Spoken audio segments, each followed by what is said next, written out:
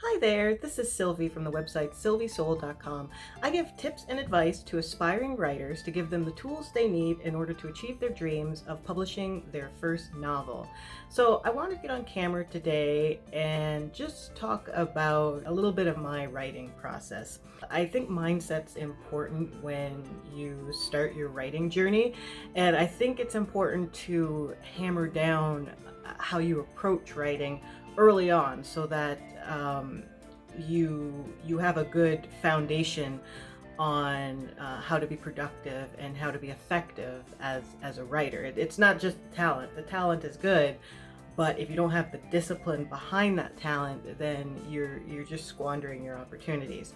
So I just wanted to get on camera and talk about why I think it's important that as a writer, we should always be treating our writing like it's a job.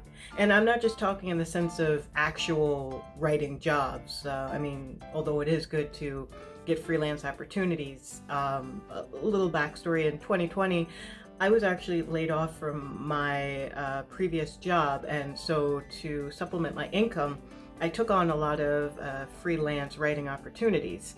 So yeah, in a sense, I am talking about this in the literal sense of treating it like a job when you are getting paid, but also even when you're not getting paid, even if you're doing guest posting or just writing for yourself or for your blog, I think it's important that you treat the act and the practice of writing like it's a job.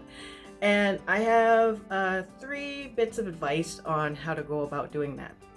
Number one, and I probably harped this in multiple videos before and in the future, but number one, in order to treat writing like a job, you have to be consistent. There's that C word again, consistency. You have to be consistent. I'm very hesitant to say the word write every day, although it should be close to that. You should be at least in the mindset of preparing yourself to write whenever you can. A good bit of advice for this is if always having a writing instrument or writing implement on hand, whether you keep a little journal and a pen or pencil in your purse, or if you just always have the notes section of your smartphone open, so that if you have an idea, you can quickly pull it up and jot something down and maybe upload it to a cloud or like to your Dropbox or your Trello or what have you. But you should always be in the mindset of writing so that you can always be consistent. I try to keep this consistency with my blog. One of my main goals for 2021 is to write a post every week this year. So I'm looking at least 52 posts on my site, and it's my full intent to not miss a single week. There have been some days when I don't feel motivated, or I don't think I have the best idea, but I force myself to pull some sort of value or some sort of something useful that a reader can take from my words. And even if I'm not batting 1,000, or even if I don't feel like it's an A+ post, I'm still going to put it out there. I do care about quality, but I care even more about being consistent, because once I miss 1 week, then that could snowball into 2 weeks, then in a month, and then I'm posting sporadically, which is what I do not want to do. My main goal is to have that consistency, and that's what, if nothing else, I will hammer home to you. Be consistent. My second piece of advice for how to treat writing like a job is to be organized. I think it's really important to be organized in your thoughts. You can have all these great ideas, and if you don't take the initiative to organize these thoughts, they're just gonna go out into the ether and you'll forget them and you will accomplish nothing. So a lot of times, if I have an idea for a post, I'll stop what I'm doing and I'll write it down and I'll slap it on my calendar just so it's there.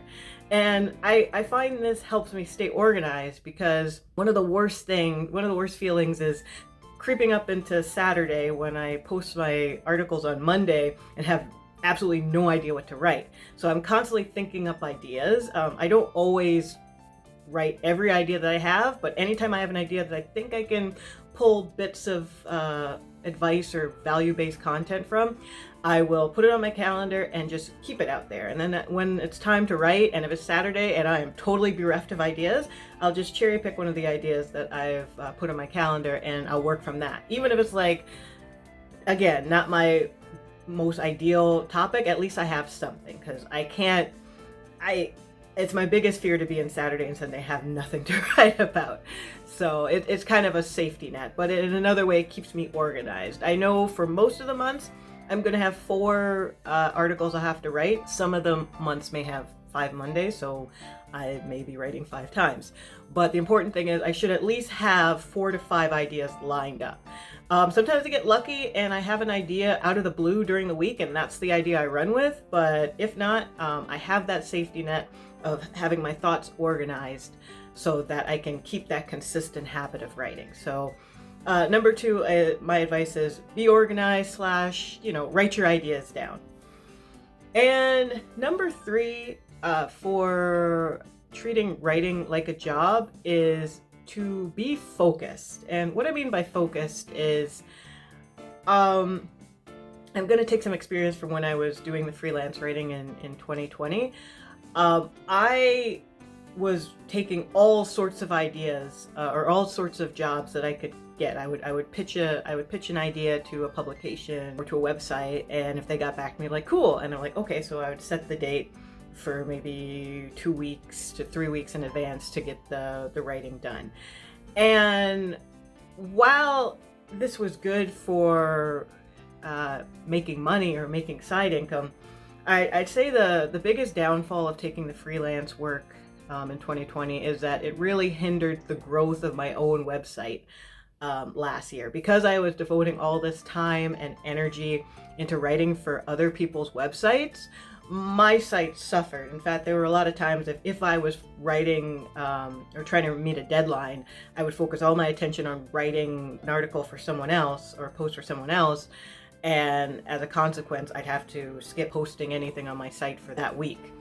And it's part of the reason why I didn't write as many posts last year that I thought. I think my most efficient year was 2019, actually. While I didn't do a post every week, I was very close to that goal.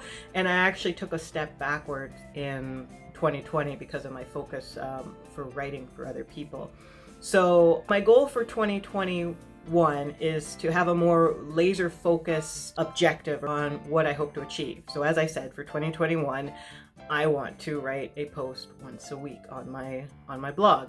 So I have to prioritize writing for my blog over writing for other publications. There have been many times I'm scrolling through my emails and I see this perfect writing opportunity that pays, that I would be perfect to write for.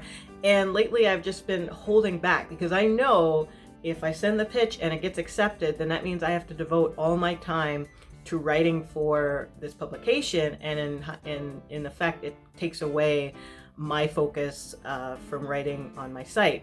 I used to actually do a lot of writing for Write Label. In 2020 I was taking a lot of jobs on Write Label to make an income, and even though it didn't seem like a lot of time because the projects were all for like 15-second 30-second commercials, the time still added up. The investment of waiting for jobs that I think I could do and then writing for them and then waiting to get paid, the time added up, and it was time that I could have used to actually do more focus on keyword research or good topics or good headlines for blog posts for my own site.